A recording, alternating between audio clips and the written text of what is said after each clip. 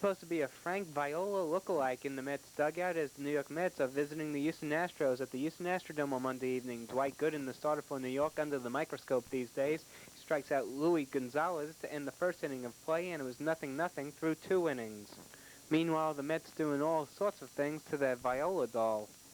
Top three, Howard Johnson at the plate for New York. The Mets leading 1-0 against Jimmy Jones, the starter for Houston. And Johnson hits a double down the right field line and into the corner, a fair ball. Greg Jeffries scores easily from third base, 2-0 New York. And Frank Viola will never be the same. Then it's bottom of the fifth inning, and Ken Oberkfell, the pinch hitter at the plate against Doc Gooden, and Oberkfell single up the middle. Eric Yelding scores easily from third base, and Houston is on the scoreboard, New York leading 2-1 through 5. Hubie Brooks at the plate, top of the sixth inning, now in against Jim Clancy, in relief, and his first batter, well, Clancy's no relief, because Brooks hits one out of here, too, left center field, a solo home run. New York fans in the Dome as Brooks' 10th home of the year makes it 3-1 New York in the sixth, and maybe that Viola doll is a good luck charm. That's because top of the eighth, it's Hubie Brooks getting his second RBI of the night, an RBI double down the right field line that plates Howard Johnson. It's a 4-2 New York lead. But things changed quickly after that as New York was headed for a loss. Bottom eight, John Franco in relief, bases loaded, 1 out. Jeff Bagwell at the plate. Bagwell lines a double down the left field line that plates 2. Steve Finley and Craig Biggio tying the score at 4-all. And still in the eighth inning of play, with runners on third and second, and 1 away, Rafael Ramirez lines a single down the left field line that plates Mark Davidson and Jeff Bagwell off camera. Ramirez is out at second base trying to extend it, but the damage is done as Houston now leads at 6-4 with 4 in the bottom of the eighth. Mike Capello gets the last out, Kevin McReynolds striking out to end it. Houston wins 6-4. Mike Capel's first Major League save, Kurt Schilling 3-4, John Franco 1-5.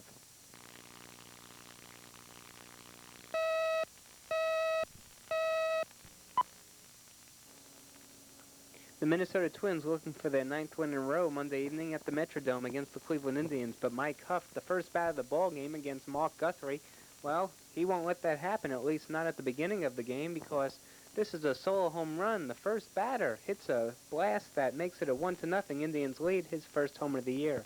It's 1-1 in the second inning when Guthrie gets haunted by Huff once again. Huff an RBI single into center field. It plates Louis Lopez, and on the play, Turner Ward scores as well because Mike Pagliarulo throws the ball away trying to get Huff at second base. So it's 3-1 Indians in the second. And Felix Fermin follows that with an RBI single to center field, plating Mike Huff. 4-1 Indians through 1.5 innings.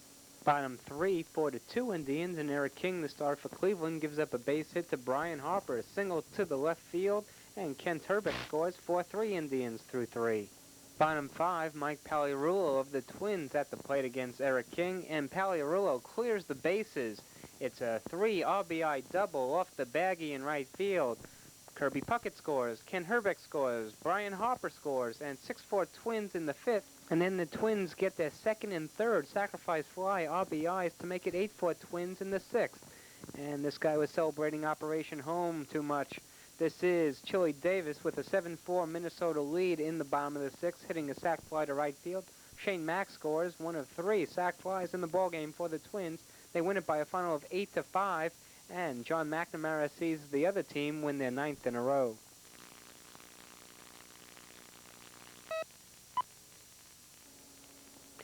Monday evening from Anaheim Stadium, a little study here on people. If you're the Commissioner of Baseball, Fay Vincent, you sit alone. If you're John Fogerty, rock star, you're amongst people. No score, Milwaukee and California in the third inning. Wally Joyner makes an error on the Billy Spires bunt. Dante Bichette scores 1-0 Brewers. With the score 2-0 Brewers in the third inning, this is a single by B.J. Surhoff scoring Billy Spires. 3-0 Milwaukee over California through 2.5 innings. Then it's the Louis Polonia show, or at least nightmare. Greg Vaughn batting in the top of the fourth inning, and Polonia has all sorts of trouble with it, loses it in the lights.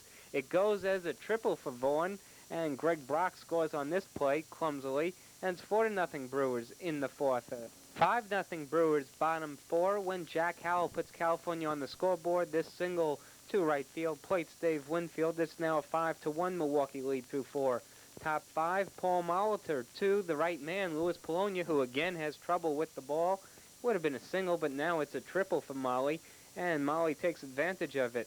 As he's on third base and Robin Yount's on first base, as we watch Louis Polonia doing his diving act once again. And this is a double steal by Milwaukee. Yount has second, Ron Tingley getting the ball back, loses it. Paul Molitor gets a steal of home, and that makes it Milwaukee 6 and California 1 in the 5th. And Greg Brock follows it in the 6th inning against Scott Bales in relief of Kirk McCaskill with an infield single. It's Robin Yount scoring on the play, 7-1 Milwaukee in the 5th. So when Louis Polonia is done with his nightmare, he has some ribbing from the fans. In the 6th inning, a routine fly ball by Jim Gantner is caught by Polonia. The fans decide to give Polonia the mock cheer. Polonia, a good guy about it, tips his cap to the crowd and says, yeah, it was nothing. You've seen the blooper of the night, and now here comes the great play of the night as Billy Spires, the shortstop, catches the Max Venable foul fly. Great play by Spires, and he says, this is how you do it, Louie. And it's 7-2, Milwaukee leading California in the 9th now.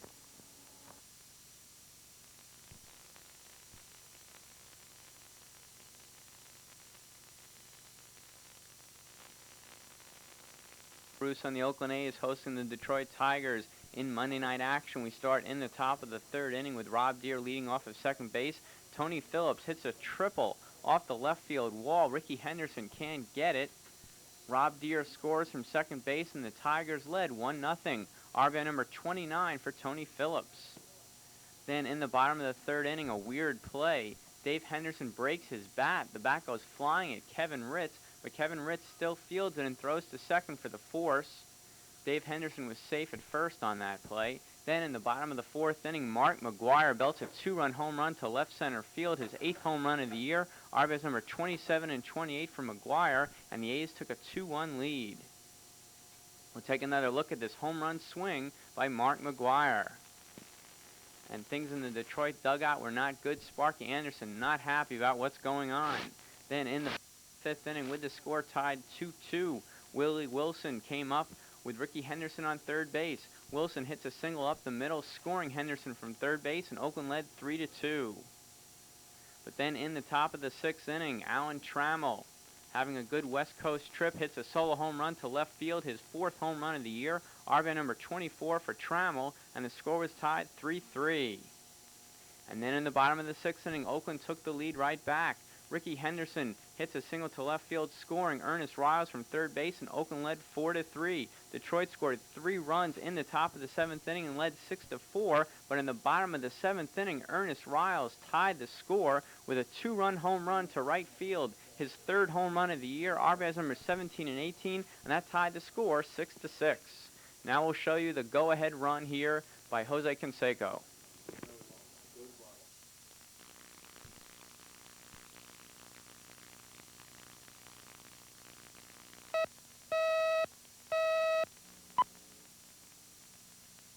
Monday night in Seattle, the Mariners are hosting the Boston Red Sox. And in the top of the 1st inning, in fact, on the very first pitch of the game, Ellis Burks hits his 4th home run of the season.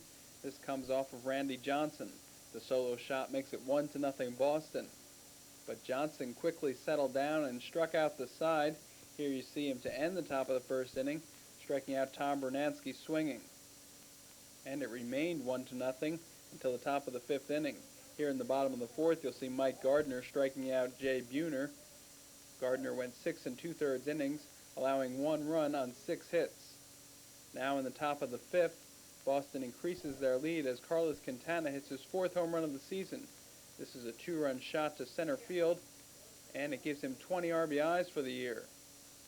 It was still 3-0 in the top of the 6th inning when Jack Clark came to the plate, and Clark hits a solo home run to left field. This is the 5th home run of the season for Clark, and it gives him 16 RBIs. So the Red Sox were up 4-0. And you'll see some nice defense by the Mariners in the top of the 7th inning as Harold Reynolds dives to get this soft line drive by Ellis Burks, and then he flips it to second for the 4-6 force, although they couldn't get the double play. Now in the top of the 7th inning, Carlos Quintana is up again, and he hits another 2-run home run, this one to left field, his 5th of the season. It gives him 22 RBIs as Ellis Burks comes in to score, and it gives the Red Sox a 6-0 lead. The Mariners got one back on a sacrifice fly, and then in the bottom of the 8th inning, Henry Cotto hit a pinch single up the middle that scored Tracy Jones, making the score 6-2 Red Sox. That gave Cotto 13 RBIs. But the Red Sox went on to win by that as a final score 6-2. Here in the bottom of the 9th, Edgar Martinez grounds into a double play to end it.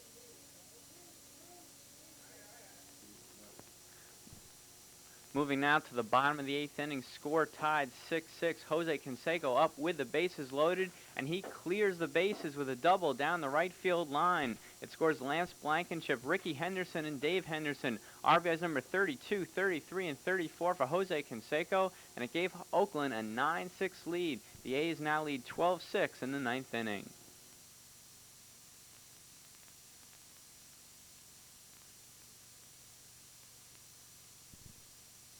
Mark McGwire belts a 3-run home run off of Jerry Don Gleaton, his 8th home run of the year, his 2nd of the game. RBIs number 29, 30, and 31 for Mark McGwire, and this gave Oakland a 12-6 lead over the Tigers.